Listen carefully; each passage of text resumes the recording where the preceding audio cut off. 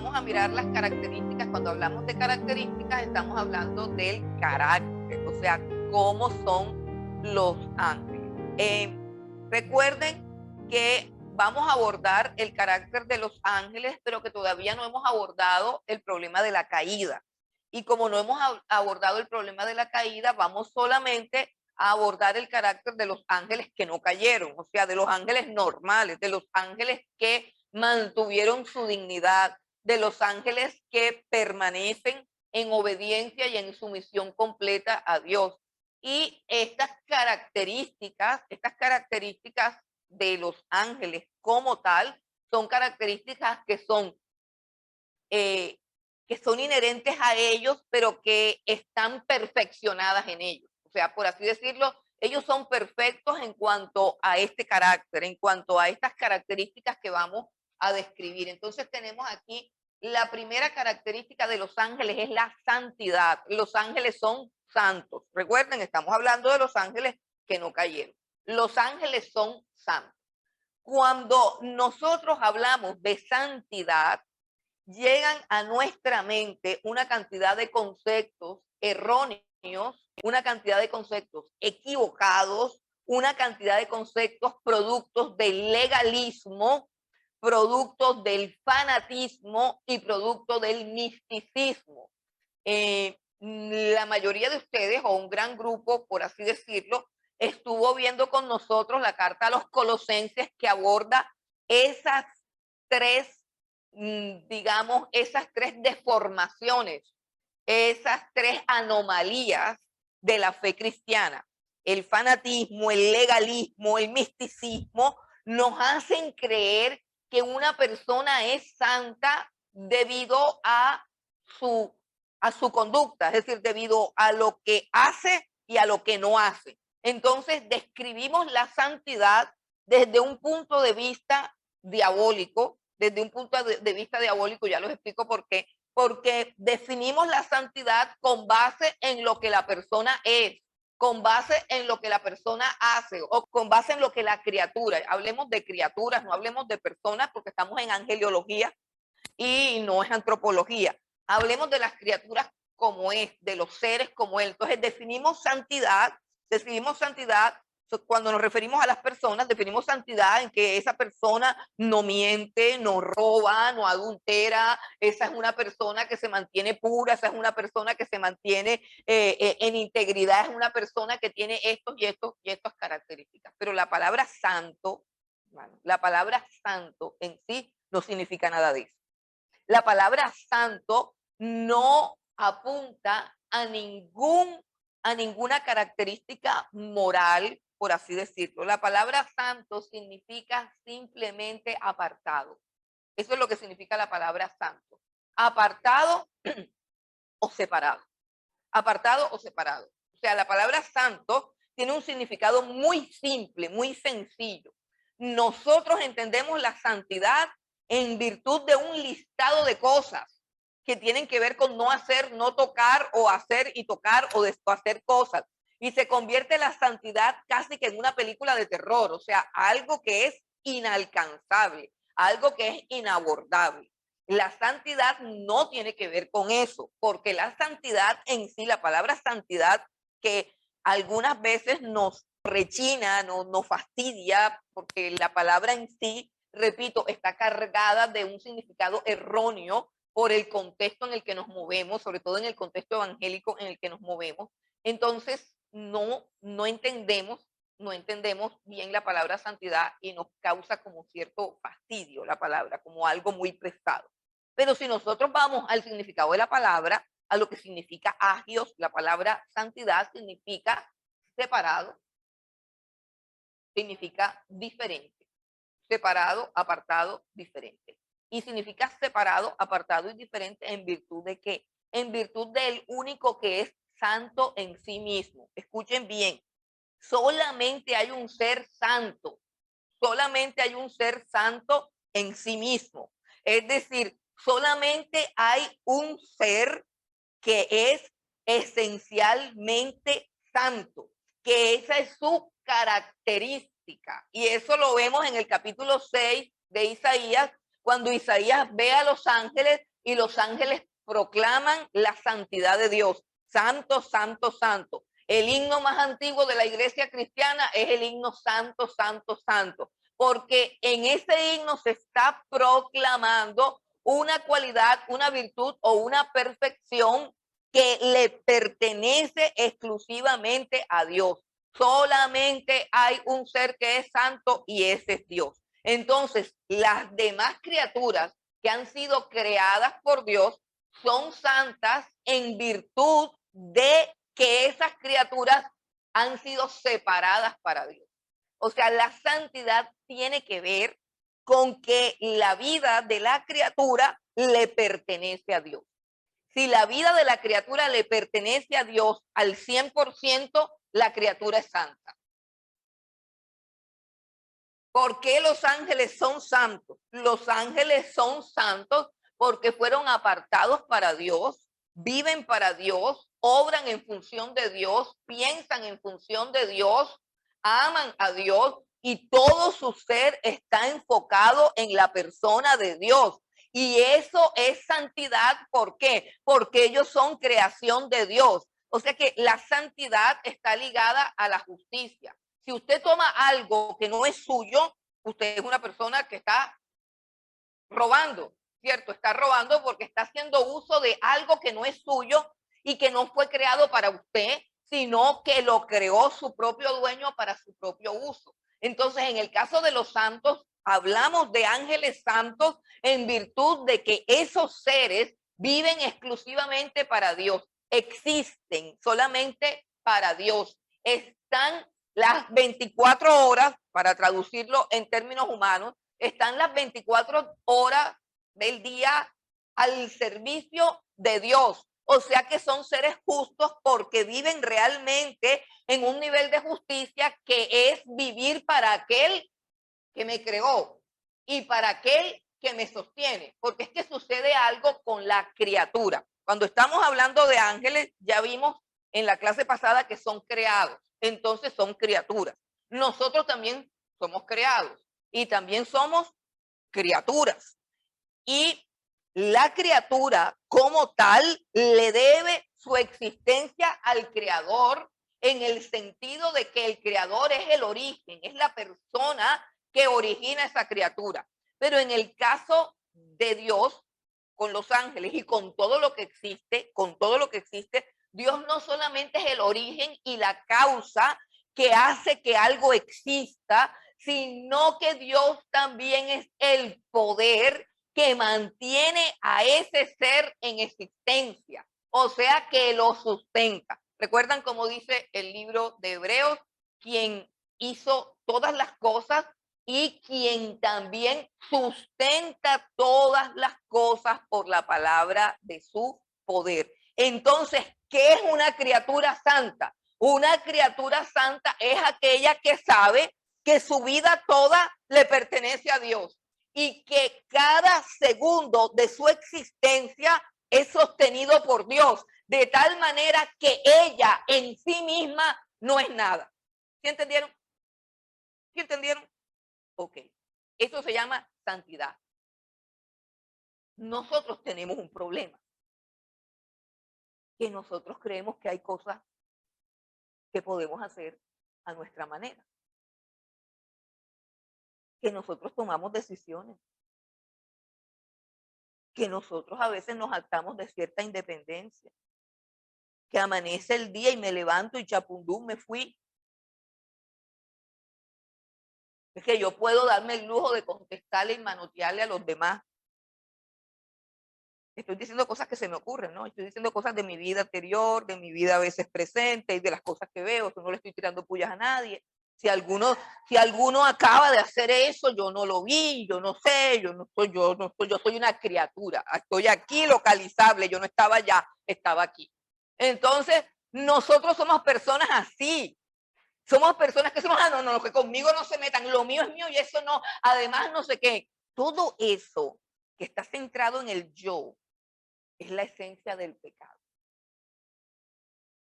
Y la esencia de la santidad es la capacidad de entender que no somos absolutamente nada sino por Dios. Que Dios es lo que nos origina, lo que nos causa, es el creador y es el sustentador. Nosotros eso lo entendemos intelectualmente. Nosotros decimos, sí, amén, y pregúnteme para que vea que está con 5 en el examen. Pero al salir de aquí yo comienzo a moverme en una dimensión de pecado porque hago lo que me da la gana. Porque pienso lo que a mí me parece. Eso es parte de la naturaleza caída del ser humano. El, el pensar por sí mismo. Y usted, yo sé que cuando yo digo estas cosas, yo me estoy enfrentando, vea, a una fortaleza mental. Cuando hablamos de pensar por sí mismo, estamos chocando con una fortaleza mental. Porque sí, la verdad es que Dios quiere que tú pienses. La verdad es que Dios quiere que tú seas un ser racional, que analice, que juzgue entre el bien y el mal, que tenga discernimiento.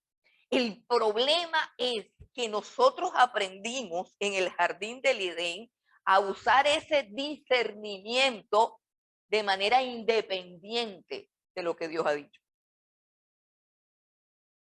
Les pongo un ejemplo. Un ejemplo de la vida real. Una pareja de pastores, él escribe un libro acerca de esto. Se va para una convención de pastores y deja a su hija adolescente de 14 años en su cuarto viendo televisión. Cuando ya han avanzado en el camino, se acuerdan de que se les quedó el carnet y que se les quedaron unos papeles que tenían que llevar a la convención. Ha pasado aproximadamente media hora de viaje, es en Estados Unidos, las distancias son largas, ellos deciden devolverse a buscar los papeles. El pastor, que es el padre de la chica, sube las escaleras, agarra los papeles, quiere darle una vueltica a su hijita, que debe estar plácidamente dormida en su cama, abre la puerta del cuarto, oh sorpresa, encuentra a la niña acostada en su cama con el novio de turno en pleno acto sexual, están pillados, se forma el bololó, se dañó la convención, mandan a bajar a la señora, se forma un tropel, comienza una pelotera y el pastor, o sea, el padre de la chica, comienza a decirle a la niña que por qué lo hizo.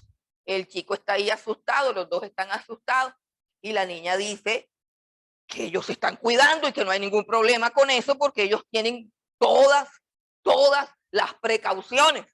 ¿Pero por qué lo hacen? No, porque es que nosotros nos amamos. ¿Pero por qué lo hacen? Pero es que papá, es que tú eres de una época que ya pasó. Es que las cosas no son así. Es que tú tienes que pensar, tú tienes que entender que ya no son tus tiempos. Pero dime una razón por la cual nosotros estemos haciendo algo malo. Si nosotros no le estamos haciendo mal a nadie, nos queremos, nos amamos, tenemos las precauciones, estamos viviendo nuestra vida, estamos viviendo nuestra sexualidad. Y el padre se queda sin argumento. Porque no hay argumento. ¿Cuál es el único argumento válido ahí? Que Dios dice que no. Exacto. Pero ¿qué tiene de malo la fornicación? A ver, cuéntenme, ¿qué tiene de malo la fornicación? O sea, hablemos con libre pensamiento. ¿Qué tiene de malo que esos dos muchachos la pasen rico ahí en su cama? Díganme.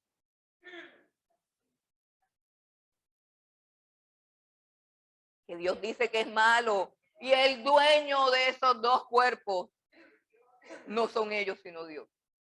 Pero ¿cómo hacemos para que entendamos eso? Porque es que eso no aplica para los 14 años.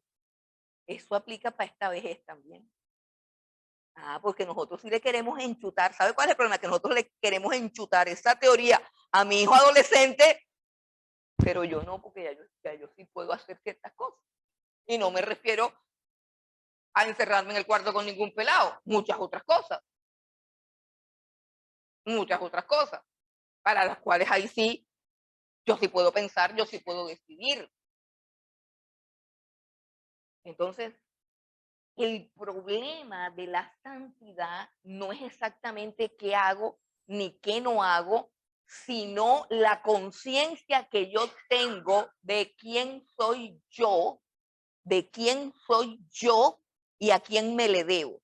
O sea, si yo tengo la conciencia de que Dios es mi creador, no cuando vengo a la clase de teología, sino que la tengo como que sé que me llamo Eloísa. O sea, cada uno de ustedes tiene un nombre y sabe, bueno, yo no creo que haya ningún progre ni ninguno de identidad embolatada. Yo creo que la mayoría de los que estamos aquí saben si son hombres, si son mujeres.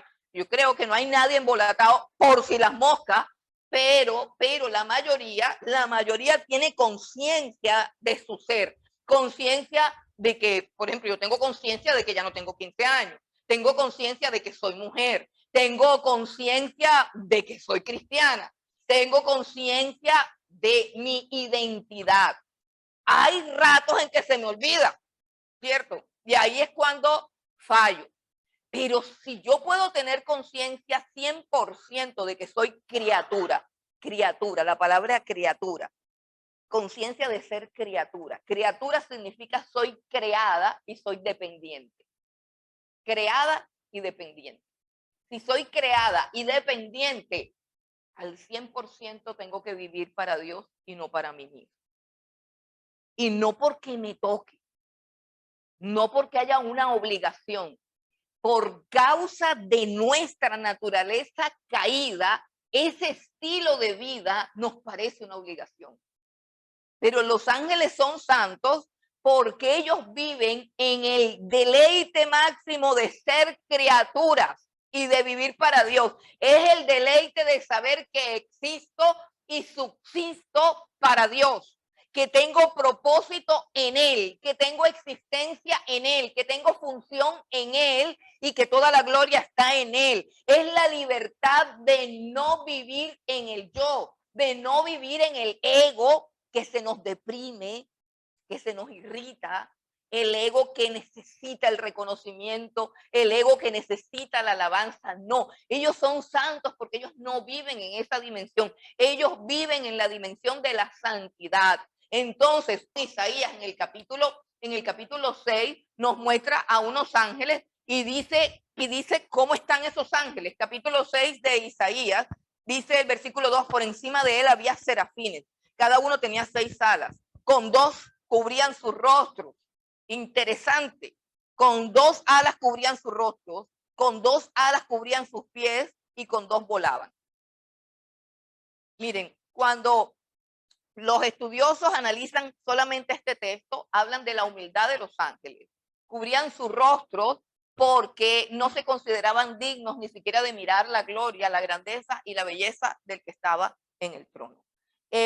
Cubrían sus pies porque no querían mostrar su humildad, lo más bajo de su ser. No querían que aquel Dios los viera de esa manera. Y con las otras 2 alas volaban porque con esas alas prestaban el servicio a Dios. Y dice que daban voces el uno al otro. O sea que hay algo que es como que, digamos, tridimensional aquí, en el sentido de que ellos contemplan a Dios y proclaman la santidad de Dios y se miran a sí mismos y de lo que comparten es de la santidad de Dios. ¿Sí ve el cuadro? Las criaturas contemplando al Creador y las criaturas contemplándose a sí mismas. Es un error decir contemplándose a sí mismas, interactuando la una con la otra, pero en función de qué? Del Creador. O sea, no se dedican a chismosear, no se dedican a criticar, no se dedican a hablar del prójimo, no se dedican a hablar de los ángeles caídos. Ay, ¿te acuerdas de Satán? Ay, sí, mira que ese tipo cómo anda de mal, sí, quién sabe qué será de él. Sí, no se dedican a eso, no se dedican a eso. Cuando interactúan entre ellas, se dedican a proclamar la santidad de Dios. Y en eso consiste la santidad, en vivir para Dios, en tener conciencia de que somos criaturas, en tener conciencia de que no somos nada. En el Apocalipsis, capítulo 14, versículo 10, vamos a recordar lo que nos dice Apocalipsis 14, 10. Él también beberá del vino de la ira de Dios, que ha sido vaciado puro en el cáliz de su ira, y será atormentado con fuego y azufre delante de los santos ángeles y del Cordero. Ok, ese es un texto para mostrarnos que los ángeles son santos, nada más, en su calidad de santo. Lo que quería aclarar era que a la hora de definir la santidad no la podemos definir en términos de lo que se hace y de lo que no se hace, sino en términos de completa adoración a Dios. ¿Y por qué les digo esto? Porque a lo largo de la Biblia vamos a ver ángeles que son enviados por Dios para matar. Ángeles que son enviados por Dios para infundir miedo. Ángeles que son enviados por Dios para infundir confusión. Ángeles que son enviados por Dios para infundir rumores. ¿Están pecando? ¿Están pecando porque mataron o porque infundieron miedo? Se quedan pensando. No están pecando. ¿Por qué? Porque el que los creó para eso. El que los creó es dueño de eso y los creó para eso. Ellos están viviendo para Dios. Ellos no tienen un código moral donde puedan cuestionar qué es lo que Dios pide o cuestionar qué es lo que Dios hace. ¿Por qué? Porque el código de conducta es Dios, es Dios. Recuerden claramente la tentación en el jardín del Edén. El árbol se llamaba el árbol del conocimiento del bien y del mal. Y el diablo dice, el día que comas de él, serás como Dios sabiendo el bien y el mal. Es decir, serás como un Dios que tiene su propio juicio moral sobre las cosas. Es decir, el hombre usurpa, el hombre o la criatura, usurpa el trono de Dios cuando dice, yo soy quien decido si el aborto es bueno o es malo. El hombre usurpa a Dios cuando decide qué es lo bueno y qué es lo malo. El hombre tiene que obedecer. ¿Ustedes se acuerdan de Saúl? Que a Saúl le dijeron que fuera y matara a Amalek y matara a todos. ¿Recuerdan lo que le dijo Dios? Y que mate a las mujeres y a los niños de pecho. Y que mate también a todos los animales.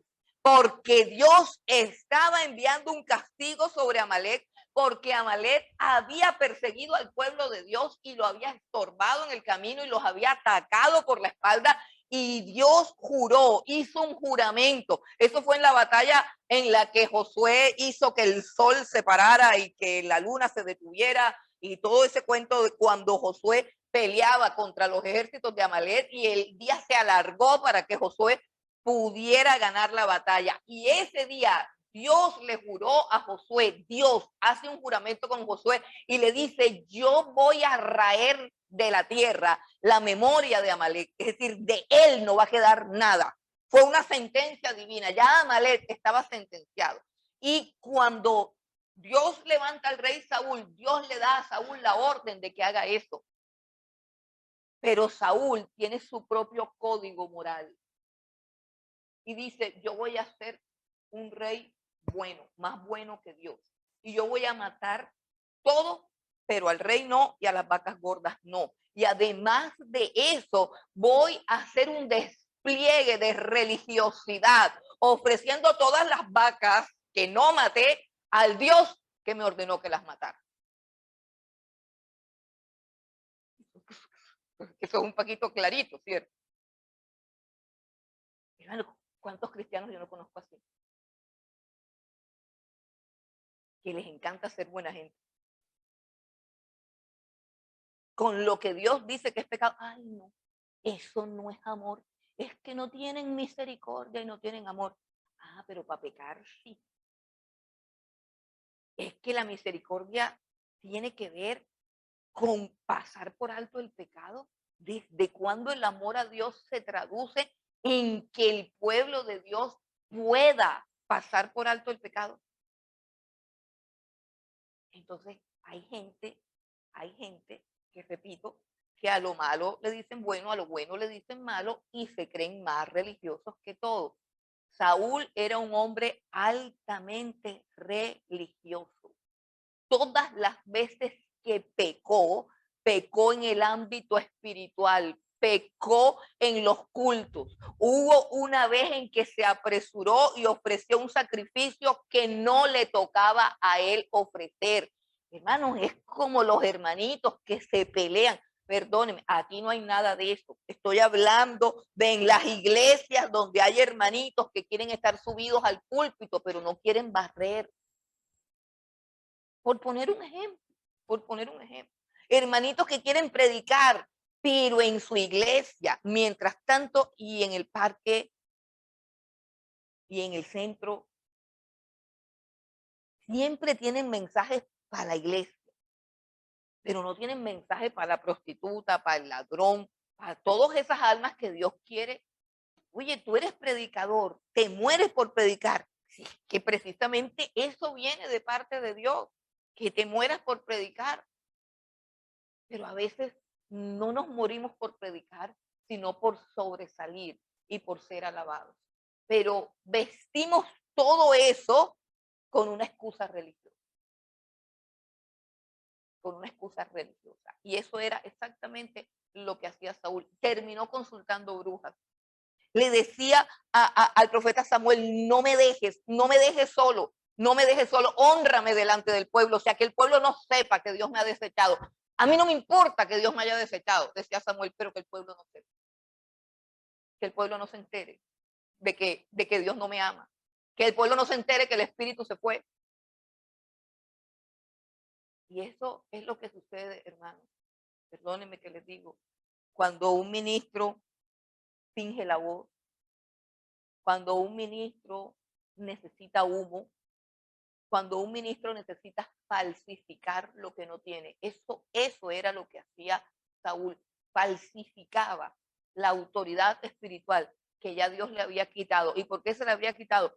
Por desobediente. Entonces la santidad no está en lo que hago y en lo que no hago. La santidad tiene que ver con ser consciente de quién soy yo como criatura, ser consciente de que mi origen, mi causa y mi sustento está en Dios, en que yo debo vivir para Él y no para mí misma. Y ahí es donde el ser humano perdió la santidad. Ahora con la siguiente, que esta característica de los ángeles, que es la humildad, es la esencia de todas las demás virtudes. Es decir, todas las demás virtudes de los ángeles provienen de esta virtud que se llama la humildad, que es casi que la esencia de la santidad. ¿Por qué? Porque ¿qué es la humildad? La humildad es el reconocimiento de que no somos nada sin Dios.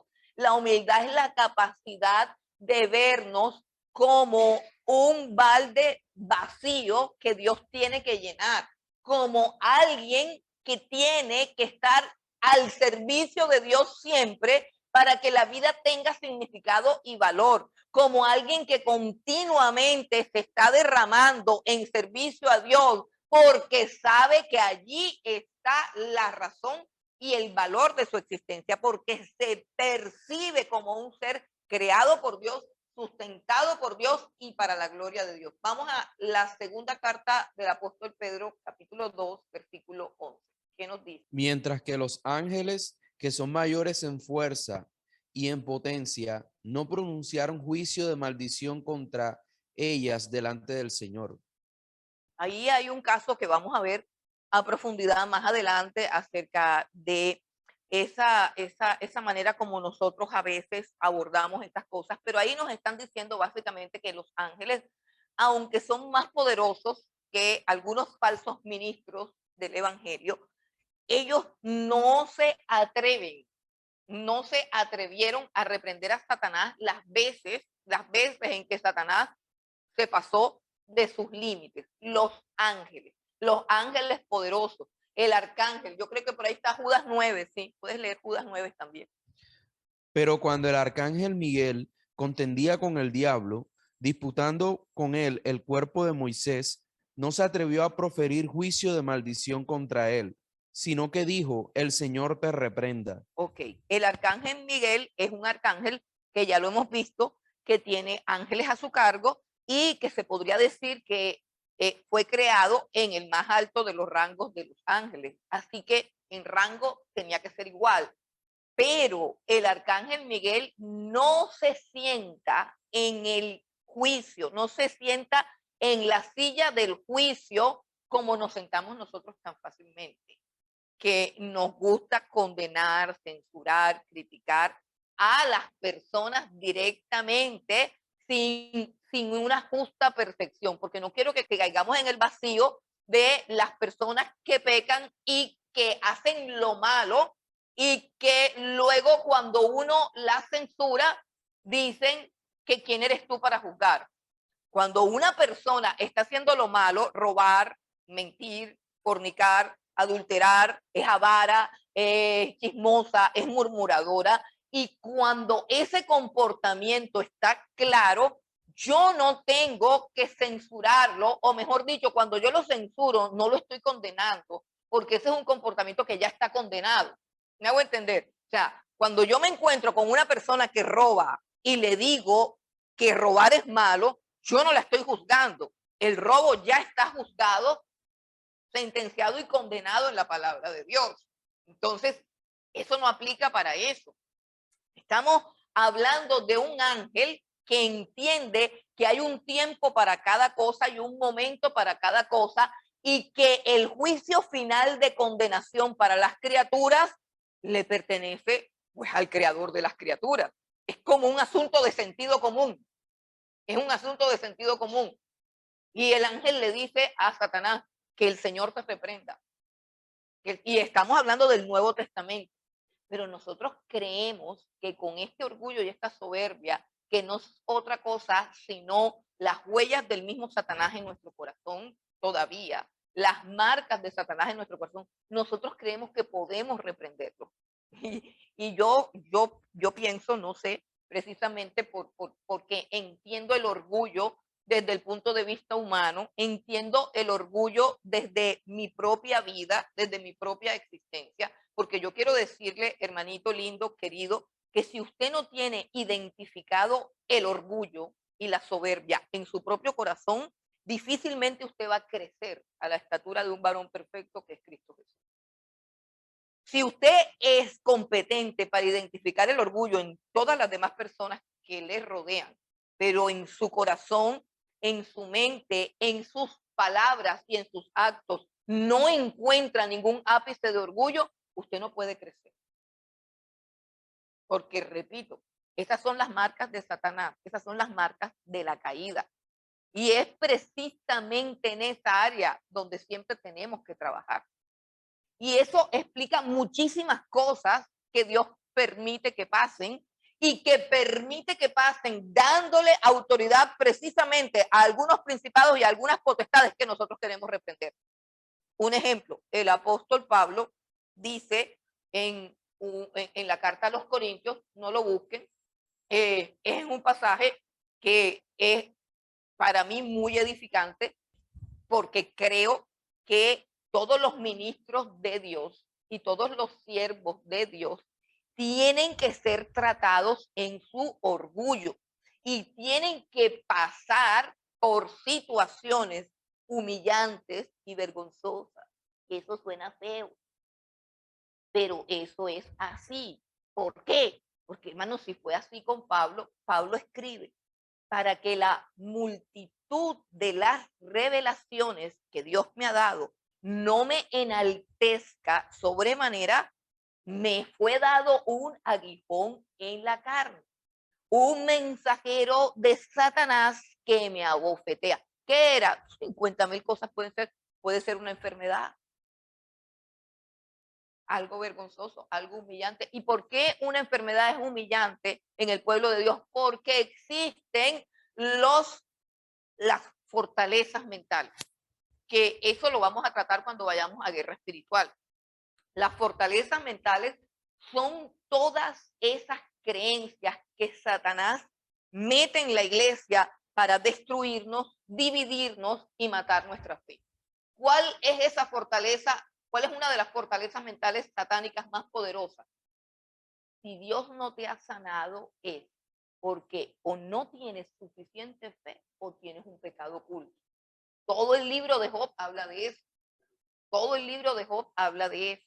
¿Quién acusará a los escogidos de Dios? Dice el apóstol Pablo. ¿Por qué? Porque el diablo se dedica a acusar y siempre va a encontrar, porque usted nunca ha visto un diablo parado aquí acusando. Uno lo que ve es a los hermanos acusando. Los hermanos. Los hermanos están actuando, haciendo lo que el diablo hace. El diablo está así con los coditos y mira a tu hermano lo que está haciendo. Ves y sapea, ves y acusa, ves y murmura. Y di que es que van a orar. Todo eso, y forman grupos de oración y todo eso, y oran por el hermano, y ahí le dan y lo acaban. Y lo acaban.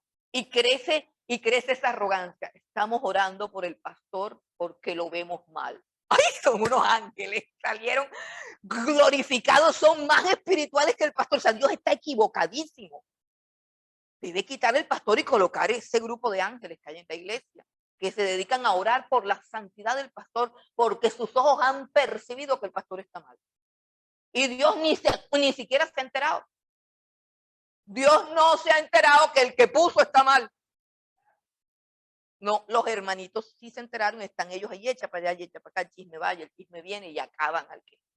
Entonces así van dividiendo una iglesia. Eso es una fortaleza. ¿Cuál es la fortaleza? Hermano, y nosotros podemos dedicarnos a estudiar y a estudiar eso, pero llega un momento en que el hermano ya tiene mucho tiempo enfermo y uno dice, ¿verdad qué será?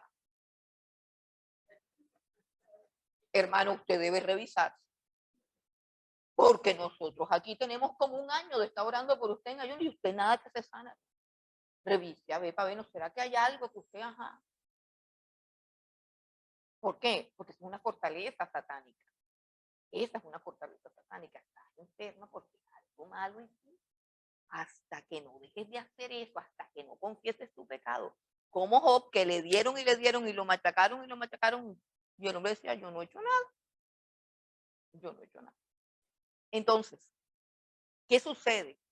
Que el orgullo es lo contrario a la santidad. Y la humildad es la esencia de la santidad. ¿Qué es la humildad? ¿Qué es la humildad? La humildad es reconocer siempre el trono de Dios en nuestra vida. Reconocer siempre el trono de Dios en nuestra vida. La Biblia dice, humíllense bajo la poderosa mano de Dios para que Él los exalte cuando fuere el tiempo. Los ángeles no andan diciendo, vamos a hacer esto, a mí no me parece, esto no debe ser. ¿Por qué? Oye, porque los ángeles están allá arriba y los ángeles saben que todo lo que pasa en la tierra es porque Dios lo permite. Y que todo lo que pasa en la tierra es controlado por Dios. Ellos no entran en conflicto, ellos no entran en crisis, ellos simplemente aceptan la voluntad de Dios con gozo y hacen la voluntad de Dios con alegría, porque entienden su sabiduría y porque entienden su soberanía y porque entienden los derechos que Él tiene de hacer lo que quiera. Y eso a nosotros nos da así como cierto escozor. Porque nosotros, cuando yo digo Dios puede hacer con tu vida lo que quiera, tú dices, sí, pero todo lo que va a hacer tiene que ser bueno porque Dios es bueno.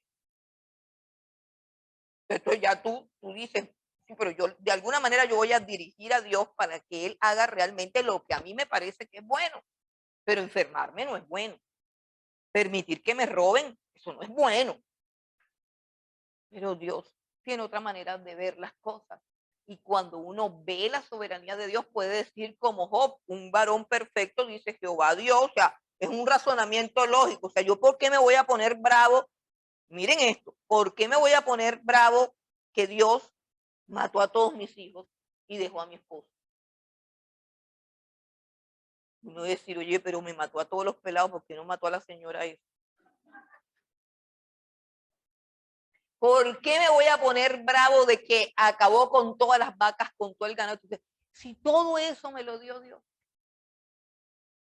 O sea, hermano, es tener, óigase bien, es tener los afectos del corazón en coherencia con la comprensión de las cosas, porque nosotros comprendemos estas cosas, pero el corazón dice, no, tú no me puedes quitar a mi hijo no me lo puedes quitar. Nosotros le hablamos así a Dios, nosotros le decimos a Dios lo que puede hacer y lo que no puede hacer. Y legalmente hablando, Él puede hacer lo que le dé la gana. Dios puede hacer lo que le dé la gana y no hay pecado en Él. No hay pecado en Él. La humildad es tener eso claro. La humildad es tener claro el trono de Dios, el gobierno de Dios, la sabiduría de Dios, la justicia de Dios que controla todo el universo, mi vida y mis circunstancias. Y eso produce paz, y eso produce gozo, y eso produce alegría, y eso produce humildad. Porque sé que Dios hizo, hace y siempre hará como Él quiere, y que lo que Él quiere y lo que Él hace, pues está bien. Si yo respiro por Él, si yo existo por Él, si yo puedo trabajar por Él, si yo puedo producir dinero por Él, si yo puedo aún administrar dinero es por Él. O sea, todo lo que yo tengo, todas mis facultades le pertenecen a Él, a Él. Y eso es humildad. Si alguien me lo quita, no me defiendo. ¿Por qué? Porque es de Él. Y finalmente, Él es el que permite que gane o que pierda. Suena un poco trágico, pero si nosotros nos adecuamos a esa forma, porque así viven los ángeles, esa es la existencia de los ángeles. Los ángeles saben que el universo se mueve conforme a la sabiduría y el poder de Dios. Y la humildad es la esencia de la santidad. Escuche bien. Así como el orgullo que llevamos todos en el corazón es la esencia del pecado, asimismo la humildad es la esencia de la santidad. ¿Y qué fue lo que Cristo vino a traer a la tierra? Si usted observa al Señor Jesucristo, porque sabemos que Él no solamente vino a traer redención, no solamente vino a pagar el precio de nuestro pecado, sino que vino a devolvernos lo que se había perdido, que se llama humildad. Cristo vino y la humillación de Cristo, que comienza cuando Él se despoja de su deidad y asume la condición de un hombre, y estando en la condición de hombre, asume la condición de un hombre pobre, de un hombre de estrato social bajo, asume la condición de un siervo y estando como siervo llega a ser obediente hasta la muerte, y aceptando la muerte, acepta la muerte más humillante y más vergonzosa. ¿Por qué de esa manera? No solamente porque tenía que redimirnos de nuestros pecados, sino porque tenía que devolvernos al estado de santidad de una criatura, que es la humildad. Lo que usted tiene que recuperar en su vida es la humildad. Y por eso el mundo gira, y a mí me da temor decirlo, pero el mundo gira conforme al plan de Dios.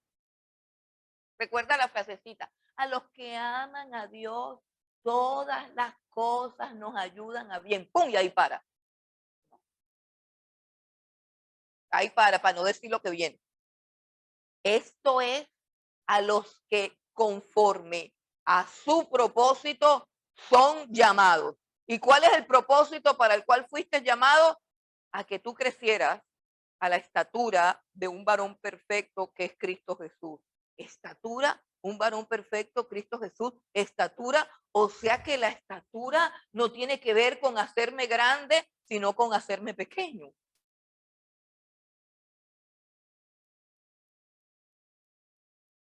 Entonces, todas las circunstancias, si tú eres hijo de Dios, porque si no, no te va a pasar nada.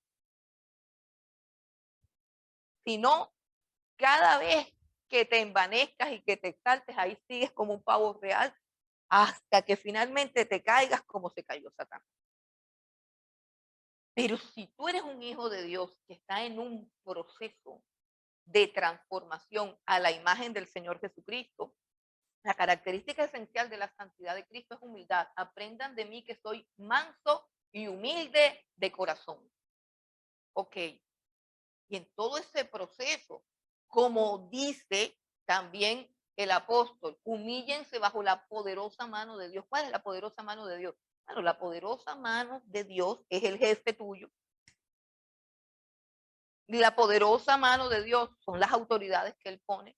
La poderosa mano de Dios son las cosas que te oprimen alrededor. La poderosa mano de Dios son las circunstancias que tú quisieras cambiar, pero no las puedes cambiar y que te toca bajar la cabeza y soportar.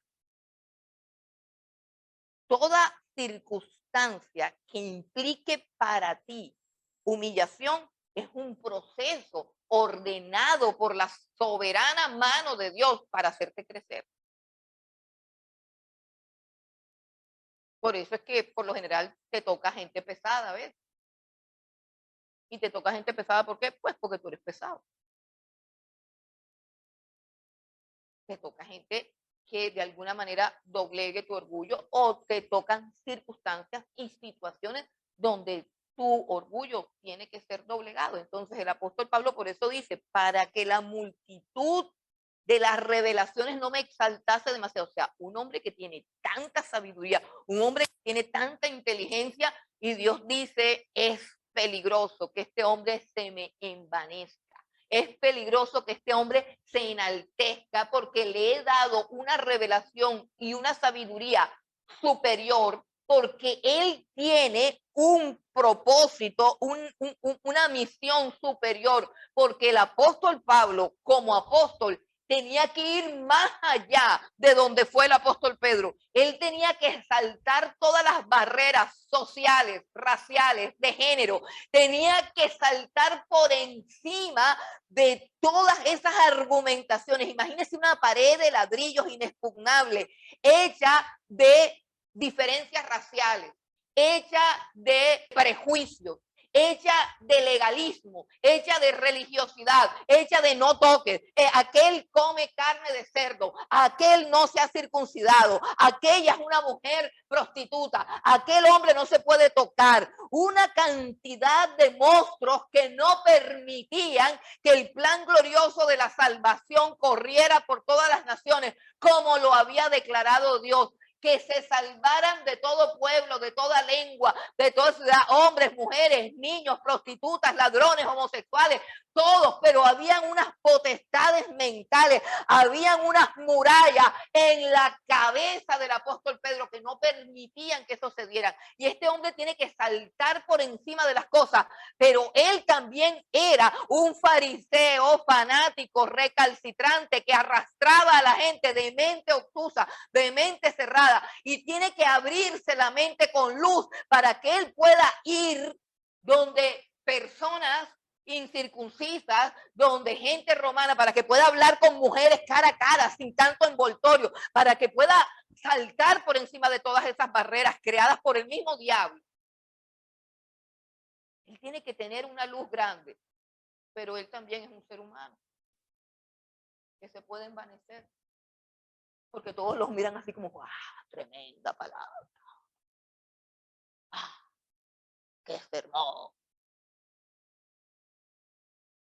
Entonces, Dios dice, no, no, no se me va a dañar. Lo voy a mantener así, humilde. ¿Por qué? Hombre, porque estoy preparando para él no solamente un ministerio glorioso, sino un final glorioso. Estoy preparando para él una vida que no sea contaminada con las adulaciones, con la vida cómoda, con todos los beneficios que nos tienen a nosotros aplastados en esta época, porque por tanta comodidad, por tantas luces de colores, por tanta fama, por tanto Grammy, por tanta cosa buena que le ha pasado a la iglesia, es que estamos pasmados. Porque la iglesia perseguida, la iglesia humilde, la iglesia que se escondía en las catacumbas, la iglesia que podía morir por Cristo, esa era la iglesia poderosa. Pero nosotros ahora todos tenemos televisión, todos tenemos redes sociales, todos tenemos carros, casas, todo, y es una quejadera. Lo que no tenemos es el mismo poder y la misma autoridad que antes tenía la iglesia, en su humildad, en su mansedumbre, en su persecución. Entonces el apóstol Pablo está siendo azotado. ¿Y quién es? Dice, un mensajero de Satanás, porque ¿quién se va a dedicar? ¿Qué ángel va a querer? ¿Qué ángel puro y santo va a encontrar deleite en enfermar o en avergonzar al ministro de Dios? Ninguno. Entonces Dios dice, al diablito ese, aquel, déjelo pasar y que lo enferme, que le haga algo, que lo escupa, que lo avergüence, que le haga algo. ¿Pero por qué? Porque de esa manera mi siervo va a recordar que él depende de mí. De esa manera, él, a pesar de que sepa mucho, va a estar consciente de su fragilidad. Va a estar consciente de que no es nada sin mí. No se le va a embolatar toda esa sabiduría, toda esa revelación que va, sino que va a vivir completamente dependiente, suplicante de mí. Y esa es la santidad. Esa es la santidad que nosotros necesitamos. Por eso es que el apóstol dice, ¿sabe qué? Humíllate, humíllate, porque entre más tú te humilles, menos necesidad tienes de ser disciplinado. Entre más tú te humilles. Bueno, y a veces cuando hablamos de humillación, ¿eso qué? ¿Será lavar el piso? No, hermano, eso no. Eso sí te toca lavar el piso, lo lavas, pero no todo el mundo. Ahora todos van a lavar el piso. No, hermano, no. La humillación tiene que ver con las esferas de autoridad en las que tú estás, hermano, comenzando desde, o sea, la humillación tiene que ver con el mundo que te rodea, no tiene que ver, hermano, no tiene que ver con vivir una vida amargada ni falsa. La humillación comienza cuando tú al portero de tu edificio lo tratas con amor, lo tratas con amabilidad, consideras sus necesidades y buscas la manera de servirle. Cuando tú comienzas a experimentar esas cosas, algo del Señor Jesús comienza a latir en ti, vivir para el servicio. Cuando tú comienzas a mirar todo el mundo que te rodea y te colocas en la posición de criatura que sirve, sin poder ver en el otro algo menor o superior a ti, sino que todos somos criaturas. Cuando tú comienzas a ver al ser humano que te rodea y a olvidarte de ti mismo, la necesidad del otro es la que importa. Cuando tú comienzas a asumir tu rol dentro de tu familia, rol de esposo o rol de esposa, no a la exigencia de tus derechos. Cuando la Biblia habla de esposos y de esposas, le coloca como obligación a cada uno la parte que lo va a mantener en humildad.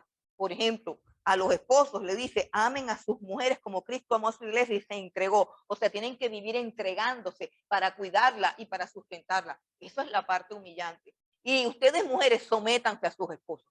Pero, ¿qué es lo que sucede? Que los esposos leen las letras que le corresponde asumir a la mujer. Entonces el esposo le dice a la mujer, tú te tienes que sujetar.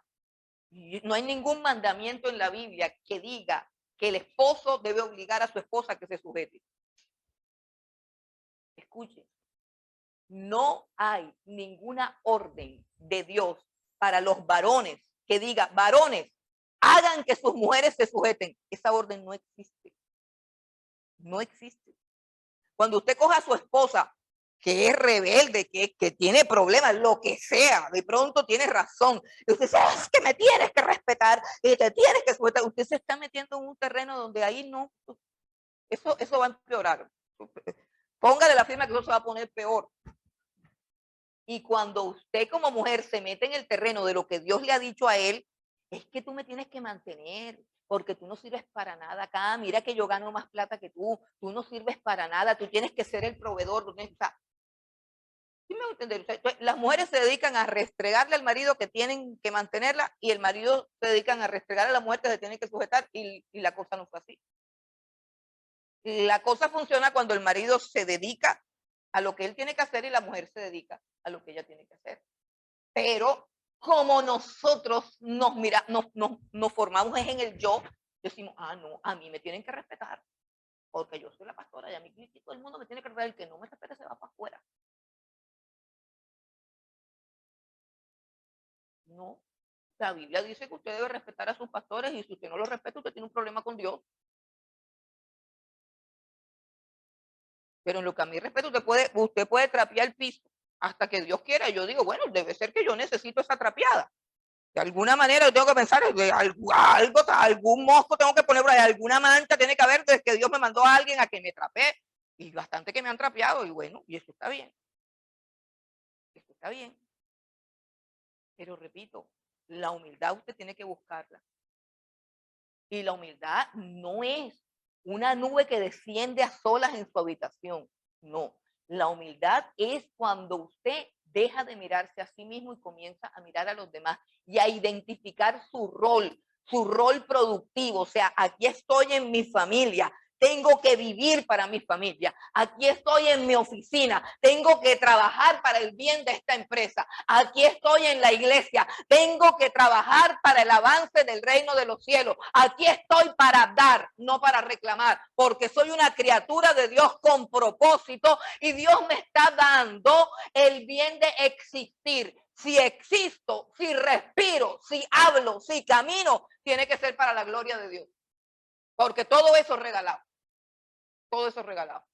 Los ángeles no necesitan un sermón de estos para entender eso, lo tienen claro.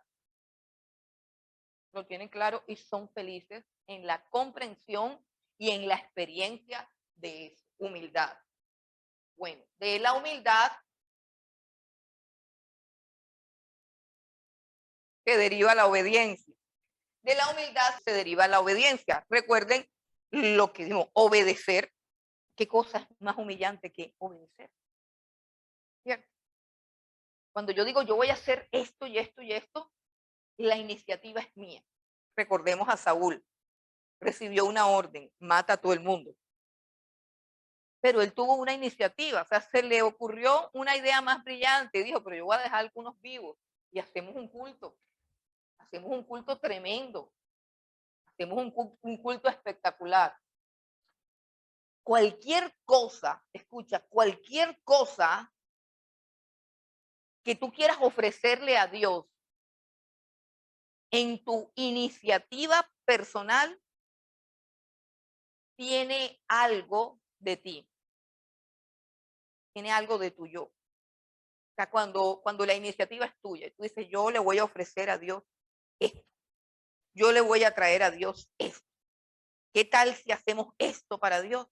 ¿Y qué tal si le entregamos esto a Dios? Ahí hay algo de tu yo, de tu iniciativa. Tú lo pensaste, tú lo diseñaste. No voy a entrar en el plano de si eso está bien o si está mal. Pero cuando tú simplemente haces lo que Dios te dice que hagas, no hay nada tuyo. Porque lo que Dios te dice que haga, eso es lo que estás haciendo. Jesús lo explicó con la parábola del siervo inútil. ¿Quién de ustedes, si tiene un siervo o sea un esclavo, llega y le pregunta al siervo, ay, ¿y tú qué quieres almorzar? Y eso no dice nada. Le dice al siervo, sírveme. Y el siervo sale, sirve la comida y todo. Y después de que el siervo sirva la comida, el siervo no puede decir, mira que te hice la comida. Dice, no, lo que tenías que hacer, eso hiciste. ¿Qué quiso decir eso? Pues que no te envanezcas cuando haces lo que tienes que hacer.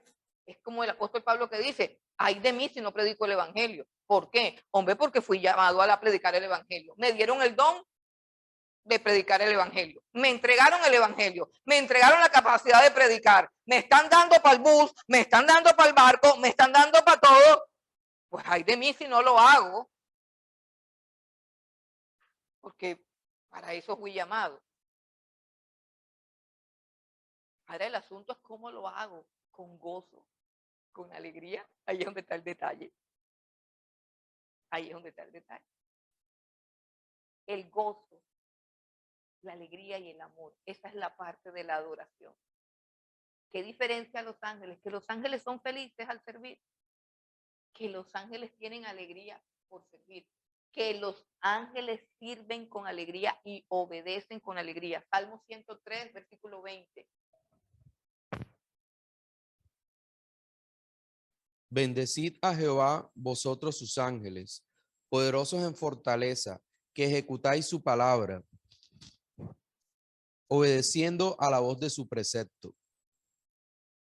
Dice que ejecutáis su palabra obedeciendo a la voz de su precepto. Ok, ¿qué dice Mateo 6:10?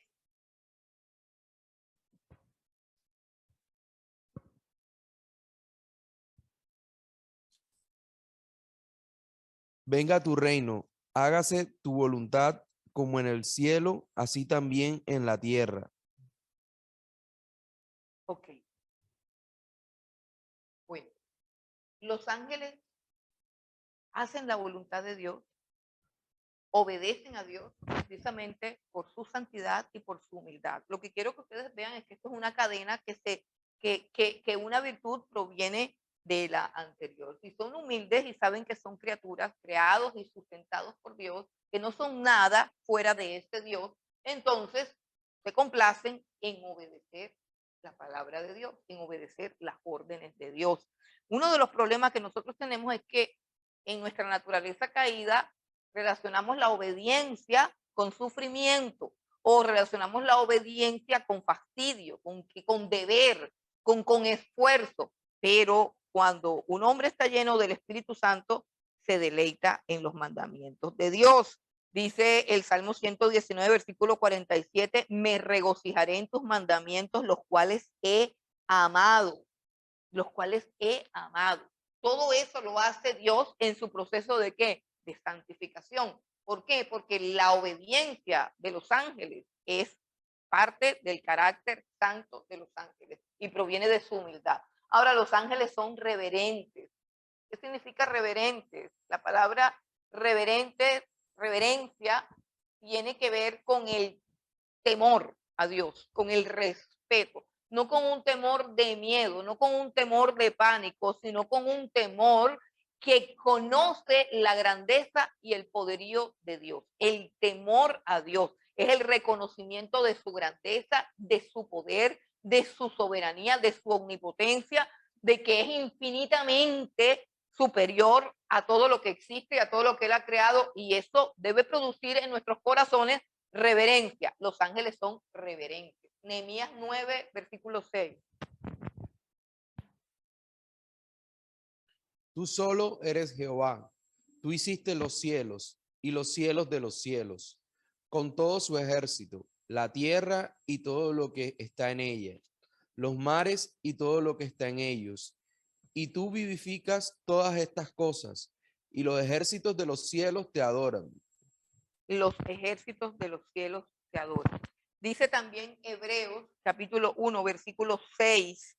Dice, y otra vez cuando introduce al primogénito en el mundo, dice, adórenle todos los ángeles de Dios. Los ángeles de Dios adoran a Dios. Reverencia es la capacidad de percibir la grandeza de Dios, de exaltarla, de adorarla, de honrarla. Eso es reverencia. La iglesia ha perdido la reverencia. La iglesia ha perdido la reverencia en cuanto a la presencia de Dios. ¿Por qué? Porque nosotros pensamos en la presencia de Dios si vemos y si sentimos, pero se nos olvida que Dios es invisible, se nos olvida que Dios es veraz, que si Él ha dicho que cuando hay dos o más reunidos en su nombre, Él está, su presencia es real, aunque yo no lo sienta.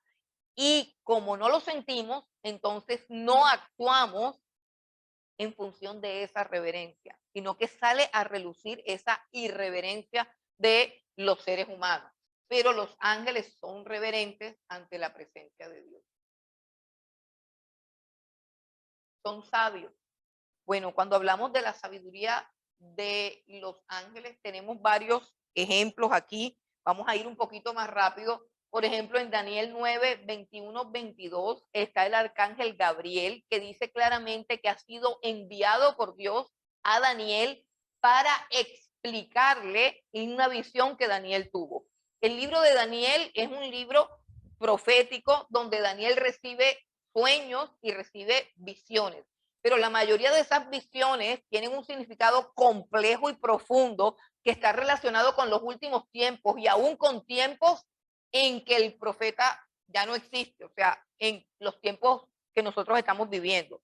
Para que él pudiera tener una comprensión en ese momento de las visiones, se requirió de la ayuda del arcángel Gabriel, que es, según lo que dice la escritura, un ángel que está frente al trono de Dios y que conoce claramente el plan de salvación y cómo se va a desarrollar, y que tiene la capacidad, ojo, que tiene la capacidad de explicar las cosas de Dios y también de darle a los hombres la sabiduría. Es como una luz que imparte a la mente de las personas en el Antiguo Testamento. Vamos a leer rápidamente Daniel 9, 21 y 22. Aún estaba hablando en mi oración cuando el varón Gabriel, a quien había visto en la visión al principio, volando con presteza, vino a mí como a la hora del sacrificio de la tarde, y me hizo entender y habló conmigo diciendo: Daniel, ahora he salido para darte sabiduría y entendimiento. Ok, ahora he salido para darte sabiduría e inteligencia. Entendimiento. Y también dice en otro pasaje del mismo libro de Daniel que Dios le da una orden a este ángel y le dice: explícale a Daniel la visión. O sea, tiene la capacidad de explicar, tiene la capacidad de enseñar y de hacer que entiendan. Mateo 24, 36, ¿qué dice? Pero el día y la hora nadie sabe, ni aun los ángeles de los cielos, sino solo mi Padre. Ok, la frase de Jesús donde dice: ni aún los ángeles del cielo saben el día y la hora de mi venida, es una frase que implica que el conocimiento y la sabiduría de los ángeles es superior a la de todos los seres creados, que después de la sabiduría de los ángeles solamente viene la sabiduría de Dios. Eso es lo que el Señor Jesús está tratando de decir al hablar del día de su venida, que es algo completamente oculto. Mientras que todas las cosas y muchas cosas están claras para los ángeles, eso es algo que todavía está oculto. Bueno, entonces vamos a continuar. Son poderosos. Ya leímos el Salmo 103, versículo 20, que dice que son poderosos. Entonces quiero que vayamos a Apocalipsis, capítulo 20, del 1 al 3. 20 del 1 al 3. Ok, ¿qué quiero que miremos ahí? Que un solo ángel pudo encarcelar, amarrar y encerrar a Satanás. Un solo ángel. Dice: prendió al dragón, a la serpiente antigua, que es el diablo y Satanás. O sea, es grande el poder de este ángel, y eso nos explica claramente que el asunto con Satanás no es que él sea muy fuerte, sino que todavía no ha llegado el tiempo en que va a ser apresado. Bueno, hasta allí con las características de los ángeles. Vamos entonces a mirar la obra de los ángeles. Los ángeles son agentes de Dios. Génesis 3:24 dice que puso un querubín con una espada que se revolvía por todos los lados para impedir el acceso al jardín del Edén. El jardín del Edén, de donde Dios sacó a Adán y Eva, el jardín del Edén donde pecaron. En ese jardín del Edén no hay acceso, hay unos ángeles, hay unos querubines con una espada que no permiten el acceso. ¿Cómo es eso? No se sabe, pero eso es lo que la Biblia dice, que esos querubines tienen esa misión, impedir el acceso a ese lugar. Génesis 19:1. Llegaron pues los dos ángeles a Sodoma a la caída de la tarde, y Lot estaba sentado a la puerta de Sodoma, y viéndolos Lot se levantó a recibirlos y se inclinó hacia él, hacia el suelo. Ok, si se dan cuenta, en Génesis 19:1 hasta donde estoy, creo que ese es el juicio sobre Sodoma.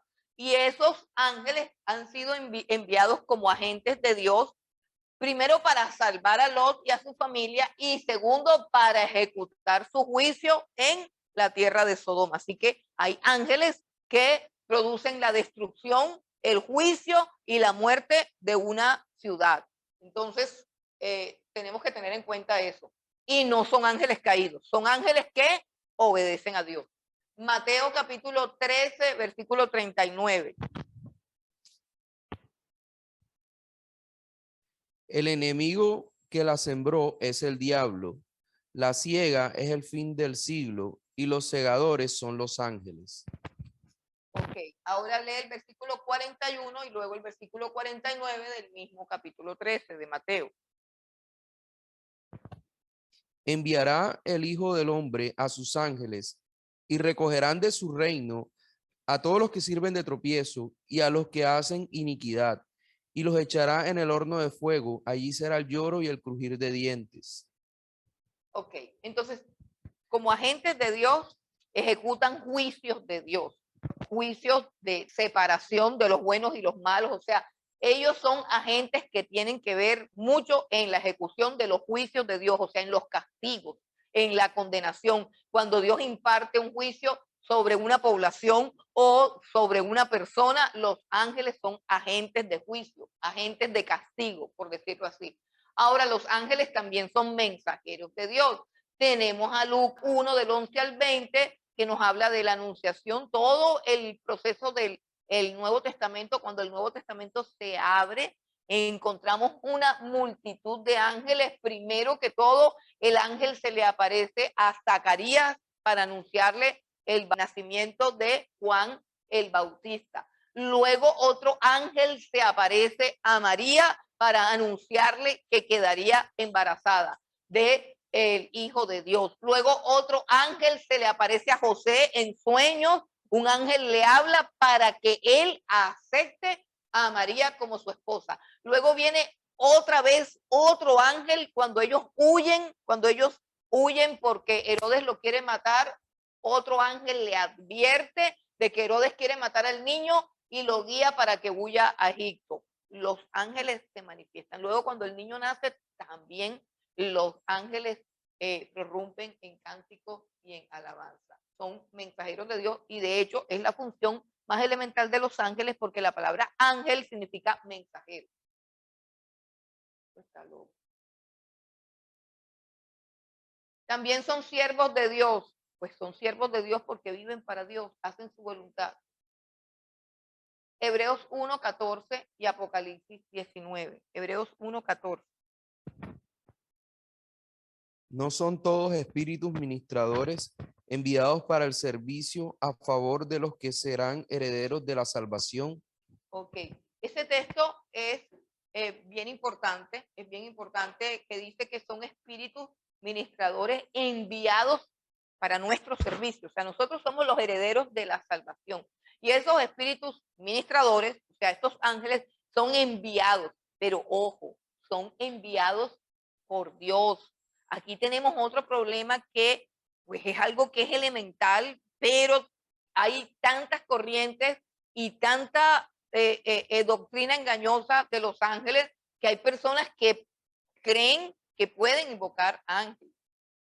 Se enseña y hay muchos libros acerca de la invocación de los ángeles. Los hombres no pueden invocar a los ángeles porque los ángeles son siervos de Dios. Quiere decir que ellos solamente obedecen a Dios, solamente obedecen a Dios. La prueba más contundente de lo que estoy diciendo es cuando van a apresar al Señor Jesucristo. Y el Señor Jesucristo, que es el Hijo de Dios, que tiene conciencia que es Hijo de Dios, manda a Pedro a que guarde su espada y dice, porque tú sabes que, ¿acaso no sabes que yo puedo orar a mi Padre y Él me envía 12 legiones de ángeles? Jesús no dice, ¿tú acaso no sabes que yo puedo invocar a los ángeles? ¿Acaso no sabes que los ángeles, porque en autoridad y en dominio, posicionalmente hablando, ahora, en este momento, todos los ángeles están sujetos al Señor Jesucristo? Todos los ángeles, principados y potestades. Oiga, los caídos y los no caídos. Que la gente dice, ah, no todos, pero los diablitos también. Los diablitos también. Si no se ha leído los evangelios, los demonios decían, ay, has venido a atormentarnos antes de tiempo. Y Jesús decía, sal de ahí, y le tocaba salir. Los demonios, dice Santiago, creen y tiemblan. Los demonios proclamaban, tú eres el santo de Dios. Lo reconocían. Y los demonios se les sujetaban. Los demonios se les sujetaban. Entonces hay que tener mucho cuidado con eso porque ya Jesús no está despojado. Jesús está exaltado, exaltado. Y como tal tiene dominio y potestad sobre todos los ángeles. Pero como hombre, cuando él estaba despojado de su divinidad y había asumido al 100% la humanidad, él como hombre no dijo, yo puedo llamar a mis ángeles porque yo los creé. Eso fue lo que dice Colosenses capítulo 1, versículo 16, que en él fueron creados todos, los principados, las potestades, todos, y los ángeles reconocen que ese es el creador. Pero él está humillado en su condición de hombre y dice, puedo orar a mi Padre. O sea, en este momento, el que tiene la autoridad de enviarme ángeles es Dios. Y los ángeles no obedecen a nadie, sino a Dios. Repito, los ángeles no obedecen a nadie, sino a Dios. En la persona del Señor Jesucristo, ahora exaltado a la diestra de Dios, los ángeles solamente lo obedecen a Él. Nosotros, si necesitamos ángeles, si necesitamos, es más, nosotros no tenemos por qué meternos en si lo que necesitamos son ángeles o qué es lo que nosotros necesitamos. Nosotros tenemos que pedir ayuda al cielo y allá en el cielo Dios decide si nos manda un ángel o nos manda un bus o nos manda personas de carne y hueso o nos manda otra cosa. Él es el que decide cuál es la ayuda. Porque nosotros a veces nos quedamos esperando ángeles, pues, y llega el vecino con la ayuda. Le podemos tirar la puerta en la cara, no, pues estoy esperando que se me aparezca San Gabriel. No, se apareció el vecino. Es el que te cae gordo. Ese es el que te va a ayudar. El que insultaste ayer. Ese es el vecino que te va a ayudar. Ahí te lo mandó Dios y hace moñona, o sea, te ayuda y de paso te da una lección. Entonces, no manda a los ángeles, o sea, yo quiero algo así. Eso fue lo que el diablo le dijo a Jesús. Tírate de aquí para que vengan los ángeles, porque la Biblia dice que Él no permitirá que tu pie tropiece en piedra, sino que mandará a sus ángeles para que tu pie no tropiece. Entonces arma el show y nosotros somos así, showceros. Bueno, nosotros no tenemos por qué estar pidiendo ángeles, tenemos que pedir ayuda, tenemos que pedir socorro, tenemos que pedir misericordia, tenemos que pedirle a Dios todo y Él sabe cómo la manda, Él sabe cómo la manda. Los ángeles son mensajeros de Dios, los ángeles son siervos de Dios, los ángeles solamente obedecen a Dios. Si usted llama a un ángel, llega un demonio. Llega un demonio. Si usted llama a un ángel, el que va a llegar es un demonio. De pronto se llama Gabriel, de pronto se llama Miguel, porque el diablo todo lo copia. Así que él debe tener allá a San Gabriel y debe tener a San Miguel, debe tener una jerarquía igualita a la que hay en el cielo, porque él es copión y él sabe perfectamente cómo era la cosa y él tiene todo organizadito igual. Pero cuando usted se pone que ángel de mi guarda, mi dulce compañía, lo que le llega es el demonio de la dulce compañía.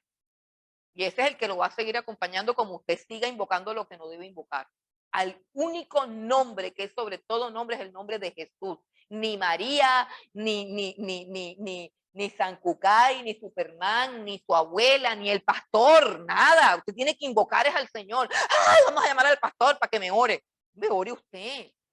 Ore usted, deje el pastor ocupado o durmiendo, lo que sea. Ore usted que Dios lo oye a usted. No importa que usted sea malo, si que por eso es que Dios lo salvó. No es que yo me ando portando mal, más ligero que te va a hacer caso. Eso es lo que el diablo quiere, que nunca invoques el nombre, porque la Biblia dice todo aquel que invocar el nombre del Señor será salvo. Porque si yo invoco al Señor Jesucristo, pues obvio que es que creo que Él me puede salvar. Y lo que necesita Él para respondernos es simplemente ese que yo crea, no que yo sea perfecto. Entonces, dejemos de estar llamando al que no es, llamemos al que sí nos puede ayudar. Y también recordemos que los ángeles son guerreros de Dios. Ya leímos el Salmo 103:20. Leamos ahora segundo libro de Reyes 19:35. Segundo libro de Reyes 19:35.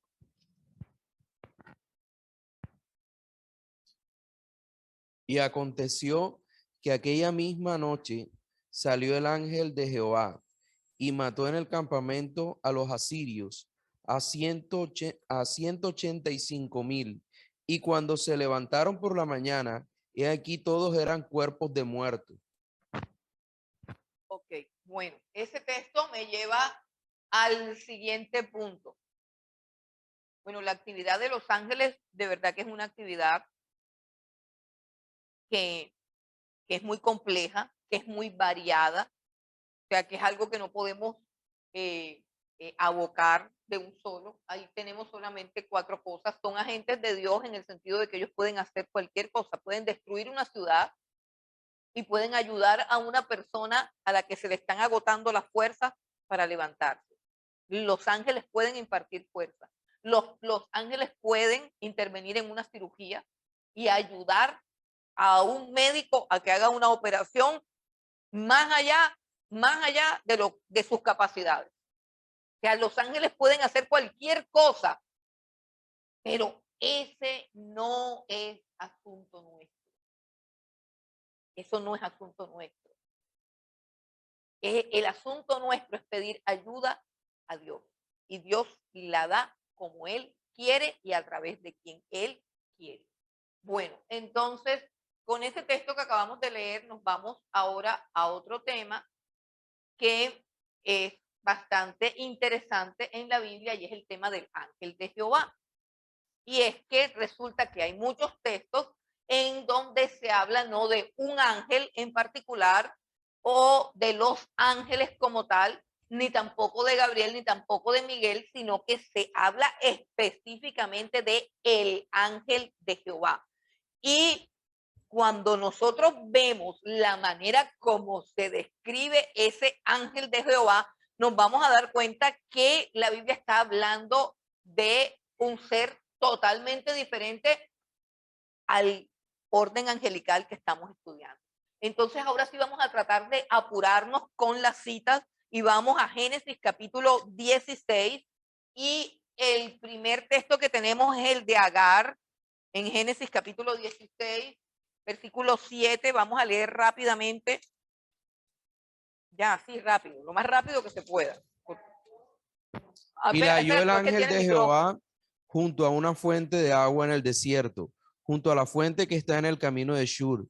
Y le dijo, Agar, sierva de Sarai, ¿de dónde vienes tú y a dónde vas? Y ella respondió, huyo de delante huyo delante de Sarai mi señora. Y le dijo el ángel de Jehová, vuélvete a tu señora y ponte sumisa bajo su mano. Le dijo también el ángel de Jehová, multiplicaré tanto tu descendencia que no podrá ser contada a causa de la multitud.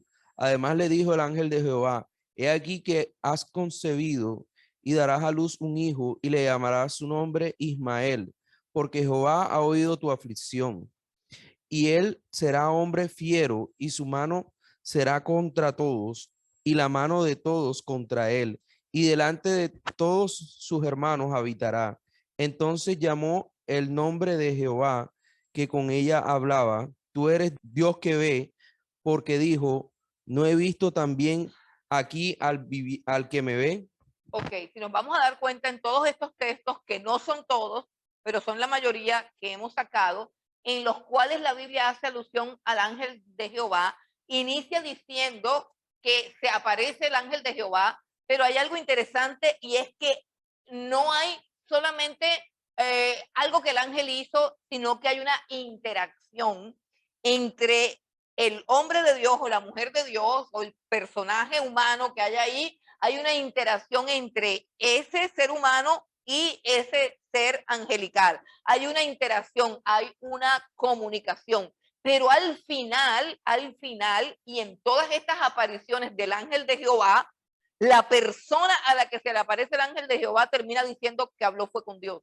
En el caso de Agar, dice, no han visto mis ojos al viviente que me ve. Entonces vamos ahora a Abraham, que está en Génesis capítulo 22, y leemos en el versículo 11.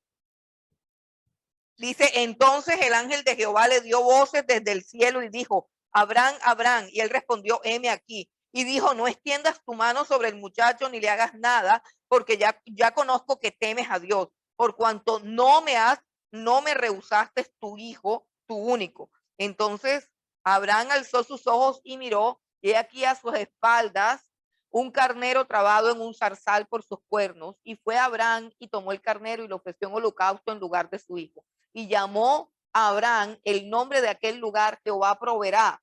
Por tanto, se dice hoy: en el monte de Jehová será provisto.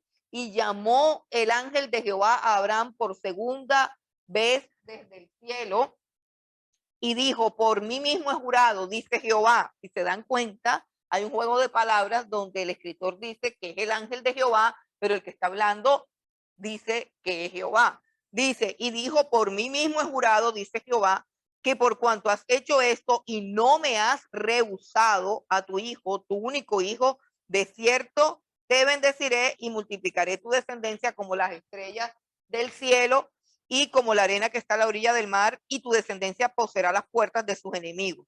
En tus simientes serán benditas todas las naciones de la tierra, por cuanto obedeciste a mi voz. ¿Se dan cuenta que comienza hablando del ángel de Jehová, pero luego se identifica inmediatamente como el mismo Jehová? Vamos al siguiente texto, que es Jacob, en el capítulo 31. Y me dijo el ángel de Dios en sueños: Jacob. Y yo dije: heme aquí.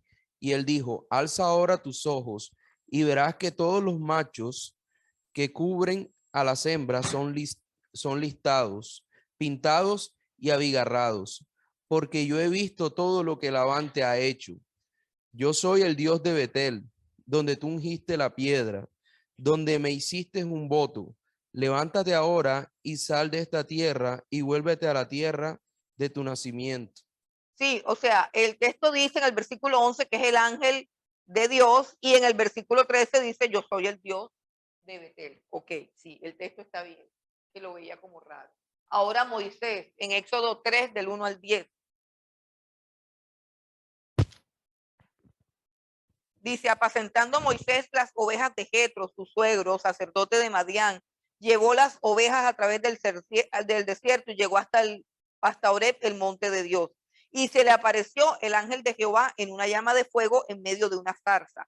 Y él miró y vio que la zarza ardía en fuego y la zarza no se consumía. Entonces Moisés dijo: iré yo ahora y veré esta grande visión, por qué causa la zarza no se quema. Viendo Jehová que él iba a ver, lo llamó Dios de en medio de la zarza y dijo: Moisés, Moisés.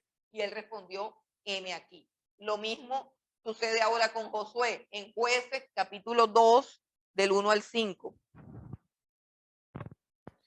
El ángel de Jehová subió de Gilgal a Boquín y dijo: yo os saqué de Egipto y os introduje en la tierra de la cual había jurado a vuestros padres, diciendo: no invalidaré jamás mi pacto con vosotros, con tal que vosotros no hagáis pacto con los moradores de esta tierra, cuyos altares habéis de derribar, mas vosotros no habéis atendido a mi voz. Ok, vamos a Gedeón, Jueces 6, 11 al 14. Gedeón también tuvo una aparición con el ángel de Jehová, y el ángel de Jehová habla como Dios. Y vino el ángel de Jehová y se sentó debajo de la encina que está en Ofra, la cual era de Joás, Abieserita, y su hijo Gedeón estaba sacudiendo el trigo en el lagar para esconderlo de los madianitas. Y el ángel de Jehová se le apareció y le dijo: Jehová está contigo, varón esforzado y valiente. Y Gedeón le respondió: ah, Señor mío, si Jehová está con nosotros, ¿por qué nos ha sobrevenido todo esto? ¿Y dónde están todas sus maravillas que nuestros padres nos han contado, diciendo: no nos sacó Jehová de Egipto? Y ahora Jehová nos ha desamparado y nos ha entregado en mano de los madianitas. Y mirándole, Jehová le dijo: ve con esta tu fuerza y salvarás a Israel de la mano de los madianitas.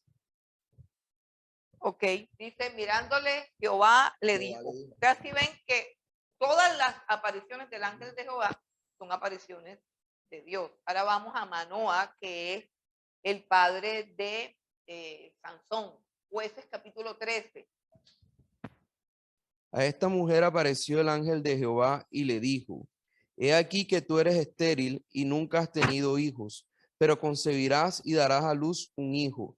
Ahora pues, no bebas vino ni sidra, ni comas cosa inmunda, Pues he aquí que concebirás y darás a luz un hijo, y navaja no pasará sobre su cabeza, porque el niño será nazareo a Dios desde su nacimiento, y él comenzará a salvar a Israel de la mano de los filisteos. Y la mujer vino y se lo contó a su marido diciendo, un varón de Dios vino a mí, cuyo aspecto era como el aspecto de un ángel de Dios, temible en grandeza, y no le pregunté de dónde ni quién era, ni tampoco él me dijo su nombre. Bueno, vamos al versículo 17 del mismo capítulo 13. Entonces dijo Manoa al ángel de Jehová, ¿cuál es tu nombre para que cuando se cumpla tu palabra te honremos? Y el ángel de Jehová respondió, ¿por qué preguntas por mi nombre, que es admirable? Y si leemos todo el capítulo, el mismo ángel de Jehová es el que se le ha aparecido a todos y se trata de una aparición del mismo Dios. Vamos al primer libro de Crónicas, capítulo 21, del 15 al 16. El ángel, Es David, primero de Crónicas 21, del 15 al 16. A David también se le apareció el ángel de Jehová. y envió Jehová el ángel a Jerusalén para destruirla. Pero cuando él estaba destruyendo, miró Jehová y se arrepintió de aquel mal. Y dijo al ángel que destruía, basta ya, detén tu mano. El ángel de Jehová estaba junto a la era de Ornán, Jebuseo. Y alzando David sus ojos, vio al ángel de Jehová que estaba entre el cielo y la tierra, con una espada desnuda en su mano, extendida contra Jerusalén. Entonces David y los ancianos se postraron sobre su rostro, cubiertos de cilicio, y dijo David a Dios, ¿no soy yo el que hizo contra el pueblo? Yo mismo soy el que pequé y ciertamente he hecho mal, pero estas ovejas que han hecho, Jehová Dios mío, será ahora tu mano contra mí y contra la casa de mi padre, y no venga la peste sobre tu pueblo. Ok, bueno, en todos los casos que hemos visto, queda claro que el ángel de Jehová se identifica a sí mismo como el mismo Dios. ¿Quién es el ángel de Jehová? Por la manera como habla, ¿cierto? Por la manera como habla, es evidentemente que es una aparición de Dios. Pero ¿quién es este ángel de Jehová realmente? Cuando nosotros estudiamos la Trinidad, nos vamos a dar cuenta de algo totalmente sencillo, que tanto el Padre como el Espíritu Santo no son visibles. El que es visible es la segunda persona de la Trinidad. El que ha sido visible, por así decirlo, el que se ha manifestado, el verbo de Dios, que es la persona de la Trinidad que se encarga de la manifestación visible de Dios para los hombres en los momentos en que él ha querido manifestarse, es la segunda persona de la Trinidad, y por eso los teólogos llaman a todas las apariciones del ángel de Jehová en el Antiguo Testamento, las llaman cristofanía. ¿Qué es una cristofanía? Es una aparición del Señor Jesucristo antes de su encarnación. Es como que antes del Señor Jesucristo encarnarse en un ser humano, el Señor Jesucristo asumía la forma de un ángel para hacerse visible, para tener comunicación específica con los seres humanos. No existía una Biblia completa, no existía una revelación completa, no había forma de que cada persona que Dios escogía para un plan y a un propósito perfecto entendiera con claridad cuál era ese plan, entendiera con claridad qué era lo que Dios quería. Entonces Dios se le aparecía como la segunda persona de la Trinidad, el Hijo, en forma de ángel, por así decirlo. Ese es el famoso ángel de Jehová, el Señor Jesucristo antes de su encarnación. Y es supremamente notorio el hecho, supremamente relevante el hecho de que en el Nuevo Testamento no aparece más el ángel de Jehová. El ángel de Jehová es la aparición del Señor Jesucristo en el Antiguo Testamento. En el Nuevo Testamento, el Hijo asume la naturaleza humana y Cristo resucitado y glorificado con cuerpo humano, pero glorificado, está sentado en el trono de Dios. Un trono que es real, un cuerpo que es real, un hombre que es 100% hombre, pero glorificado. Ese es nuestro Señor Jesucristo, que ha asumido la humanidad, que ha asumido forma humana y que literalmente está sentado en el trono. Así que en el Nuevo Testamento no hay más apariciones del ángel de Jehová, porque el ángel de Jehová es el Señor Jesucristo hecho hombre.